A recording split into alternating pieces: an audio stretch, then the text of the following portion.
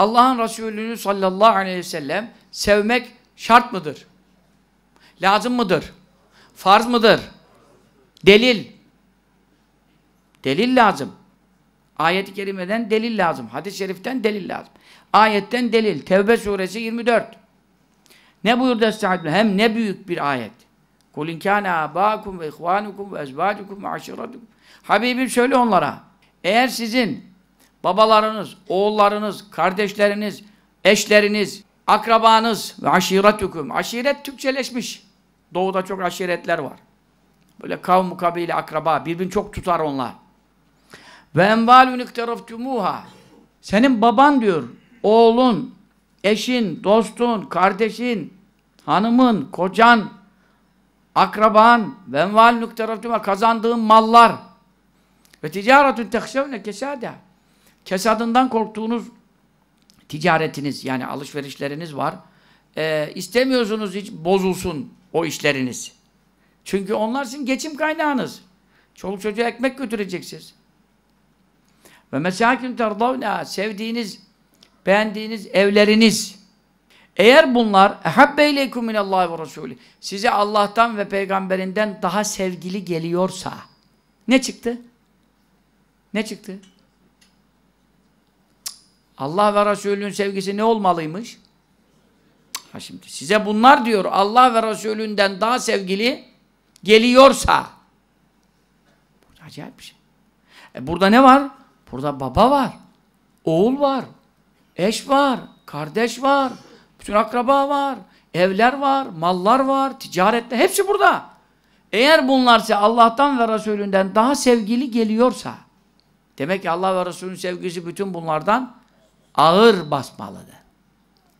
Ve cihadin fî sebîli. Bir de Allah yolunda cihattan size daha sevgili geliyor. Allah yolunda cihat nedir? İyiliği emretmek, kötülükten nehyetmek. Şimdi adamlar çıkıp Resulullah sallallahu aleyhi ve sellemin tazimini, hürmetini ihlal edecek kitaplar yazıyorlar, laflar konuşuyorlar. Senin anan hakkında konuşsalar tepki verirsin. Baban hakkında konuşsalar tepki verirsin.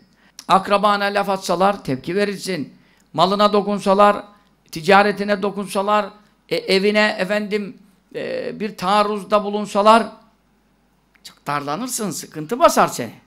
Şimdi sizin kendinize, eşinize, dostunuza, malınıza, menfaatinize dokunan konularda aslan kesiliyorsunuz. Adam Peygamber sallallahu aleyhi ve sellem hakaret etse bana ne? Hoca efendi ne yapmamızı istiyorsun? Ne yapmanızı istiyorum? Biz bu kadar reddiye yazıyoruz. Bunları internete de koyuyoruz. Bunları yaymanızı istiyoruz. Bu nedir? Allah Resulü'nün ırzını, haysiyetini, şerefini muhafaza uğrunda cihattır. Ne demek cihat? Son derece gayret demek. Cihat kelimesi cehdden gelir. Cehd, gücünün sonunu kullanmak demektir. Yani Allah yolunda bugünün cihadı nedir? Milleti tebliğ etmek, İslam'ı anlatmak. Efdalül cihad. Cihadın en üstünü el emru bil maruf ve nehy anil münker. İyiliği emretmek, kötülükten nehyetmek. Ya kardeşim bak bu adam Peygamber sallallahu aleyhi ve selleme hakaret ediyor. O halde ne yapmak lazım? Efendim bunun görüşlerine uymamak. Bunun kitaplarını okumamak. Bunları dinlememek. Bunu bile anlatsan insanlara ne olur? Peygamberin sallallahu aleyhi ve sellem müdafasına sayılır. Eğer diyor siz bu sayılan menfaatlerinizi Allah'tan, Resulünden ve onun yolunda hizmetten daha sevgili görüyorsanız فَتَرَبَّصُوا حَتَّى اَتِيَ اللّٰهُ بِاَمْرِ Bekleyin Allah'ın belası geliyor diyor. Ayet bu. Bekleyin Allah diyor azabını size getirecek diyor. Getiriyor. Dünyanın her tarafına Allah azabını getiriyor. Allah'ın azabı saatli bomba gibi kurulmuş, bekliyor. İşte dünya beşik gibi sallanıyor. Allah Teala gece, gündüz, denizden, karadan, dipten, üstten, her yerden belayı getiriyor. Getiriyor mu? Getiriyor. Biz belamızı istemeyelim. Biz belamızı istemeyelim. Bu yola, bu hizmete, bu ehli sünnet müdafasını her şeyden ileri tutalım. Bırakın madde, menfaat, ev, bark, çocuk, onlar sonraki iş. Önceki iş Allah'ımızın dini, Peygamberimizin sünneti sallallahu aleyhi ve sellem, Kur'an, sünnet ve bu yolun muhafazası. Burada gayret lazım. La yu'minu ahadukum. Hadisteki delil.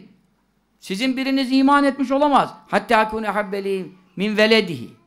Ben ona çocuğundan daha sevgili gelmedikçe ve validi babasından anasından daha sevgili gelmedikçe ve nâs ecmaîn bütün insanlardan daha sevgili gelmedikçe.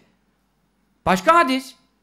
La yu'minu ahadukum sizin biriniz asla inanmış olamaz. Hatta kun ahabbe iley ben ona daha sevgili gelinceye kadar min nefsihi öz canından. İnsan evvela canına bakar arkadaş.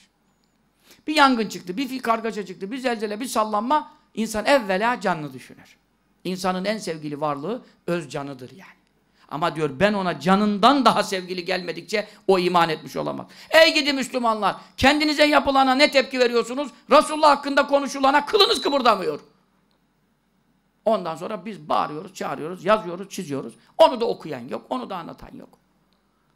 Ya bir hazırlanmış bir şey bari bunu yay. Onu da yapan yok. Bu nasıl peygamber sevgisidir?